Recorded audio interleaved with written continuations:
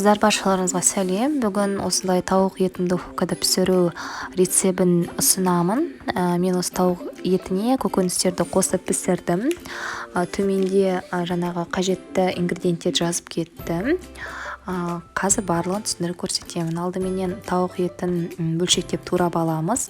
Бұл жерде тіпті қазіргі кезде дайын туралған тауық еттер де сатады. Соны да қолдануға болады. Қалай өздеріңізге ыңғайлы, соны қолданасыздар. Міндетті түрде сыртын жуып, осылай бөлшектеп турап аласыздар. Артық жаңағы майларын, артық жерлерін барлығын кесіп, түгендеп аласыздар.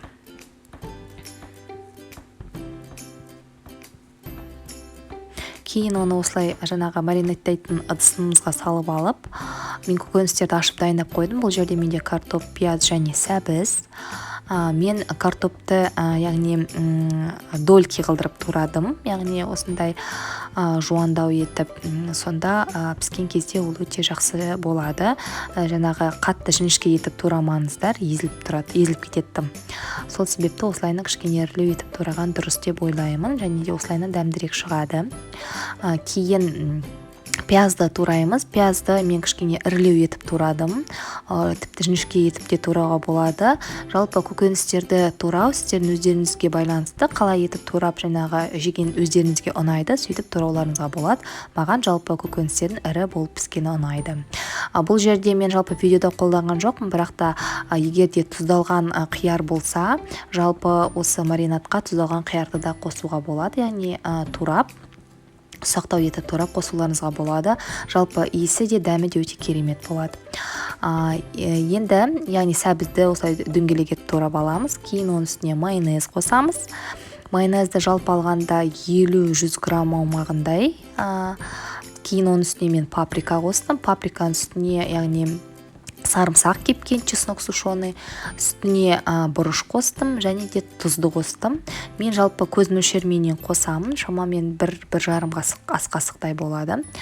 Кейін барлығын араластырып холодильникке қойып қоямыз. Ең кемі 2 сағаттай менікі тұрды. Ең кемі 2 сағаттай қыздар, сонда жақсы маринадталып тұрады. Кейін жаңағы протеинімізді аламыз. Мен дөңгелегін қолдандым. Үстіне жаңағы сұйық майды құйып кисточкамызбен жағып аламыз.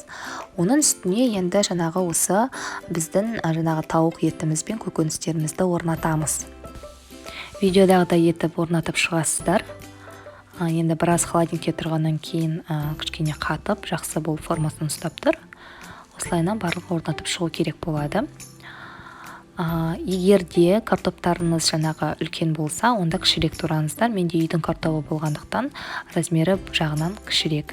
Енді мен қызанақты алдым. Жалпы бұл міндетті емес, бірақ маған ұнайды осылай қызанақпен пісірген. Қызанақты осылай дөңгелек етіп турап, жаңа қалып қойған маринадқа осылай малып алып үстінен салдым. Бұл менде үйдің қызанағы, тіпті дүкенде қолдануға болады. Енді жаңа ол маңызды емес. Осылайынан маринадқа бір малып алып, үстінен қойдым. Себебі маринад жасаған кезде салсаңыздар езіліп кетеді. Енді осыны 200 градуста 40-50 минутта пісіріп аласыздар. Бірінші 190 градусқа қойып, кейін бүйтіп күшейтуге болады. Солай да жақсы піседі. Қызып тұрған, яғни пешке осылайынан салып пісіріп аласыздар. Өте дәмді болып шығады. Қыздар, міне шамаменен 50 минуттай тұрды менде.